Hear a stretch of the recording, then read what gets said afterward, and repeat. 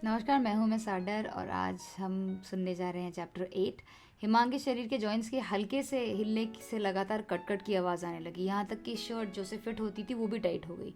ये कठिन योग साधना है। मुझे विश्वास नहीं हो रहा कि ऐसे टैलेंटेड इंसान भी आजकल की दुनिया में मौजूद है, गुंडों ने एक साथ कहा। वहीं हिमांग ने अपने कंपेटिटर्स के दिल की धड़कनों और यहाँ तक कि उनके सांसों में बदलाव को भी सुना। इस समय हिमांग अपने गुस्से को कंट्रोल नहीं कर पा रहा था। उसकी आंखों में से आग निकल रहा था। हिमांग एक कराटे चैंपियन था। उसने कराटे प्रैक्टिस बचपन से ही की थी। असल में हिमांग के लिए एक तरह का योग साधना था। अब उन गुंडों का ऐसा कंपेटिटर मिलना मतलब उनके लिए बेजोड़ कराटे फाइटिंग स्किल्स की कैपेबिलिटी होनी चाहिए जो आम लोगों के पास नहीं होती है। ये हिमांग के को और ज़्यादा दिलचस्प बना रहा था। हिमांग ने कहा, क्या आप तैयार हैं? मारते वक्त मैं कभी दया नहीं दिखाता। तुमने भी सुना कि इस कमीने ने अभी क्या कहा? ये तुम्हारी हड्डियाँ इसकी तोड़ दो। उन सब ने एक साथ में चिल्लाकर कहा, लेकिन उन्होंने जो कहा उससे हिमांग खुद को नहीं रोक पाया और वो ज़ोर से हंस पड़ा।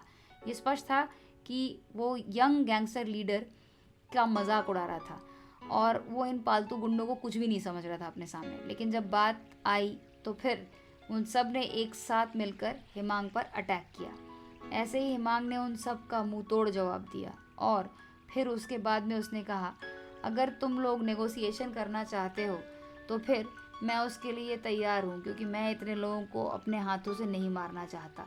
तभी एक कंपेटिटर ने कहा, इसको मिलकर मारते हैं, और सब उसके ऊपर टूट पड़े। फिर क्या था, हिमांग ने देखते ही देखते सबको एक साथ वहीं पर ढेर कर दिया।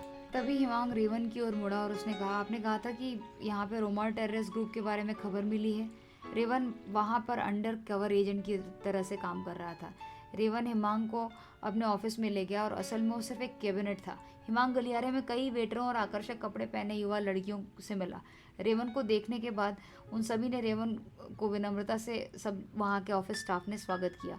बात बस इतनी है कि जब उन्हें पता चला कि बॉस रेवन यानी कि उनका बॉस रेवन हिमांग का बेहद करीबी दोस्त है, तो वो सब चेहरे पर फ्रेंडली एक्सप्रेशन लाकर हिमांग को भी ग्रीट कर रहे थे। आप सभी याद रखें कि हिमांग सर मेरे हितैषी हैं और मेरे पास मेरे सब कुछ हैं। आप सभी को अब से इनको भी बॉस की तरह सम्मान देना होगा। रेवन ने बुलंद आवाज़ में उन सारे स्टाफ मेंबर्स को हिमांग का इंट्रोडक्शन देते हुए कहा। सभी ने झट से सिर हिलाया और नमस्ते कहने के लिए हिमांग की ओर झुके।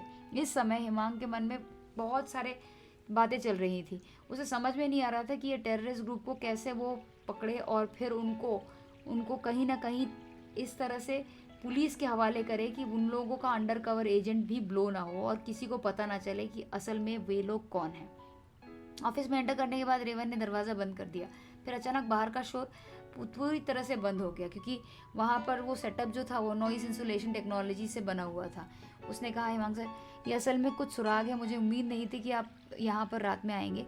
फिर उन्होंने इस बारे में बात करना शुरू कर दिया। तभी हिमांग को पता चला कि रेवन ने अपने लोगों को चुपचाप ओमर टेररिस्ट ग्रुप के बारे में पता लगाने के लिए ऑर्डर दिया था। और अब हम आगे आने वाले एपिसोड में जानेंगे कि किस प्रकार से उस टेररिस्ट ग्रुप से वो लोग बहुत अच्छे तरीके से डील करेंगे। क्या रेवन का अंडर कवर एजेंट होना वो ब्लो हो जाएगा, सबको पता चल जाएगा? हिमांग किस तरह से इस बात को सीक्रेट रखेगा?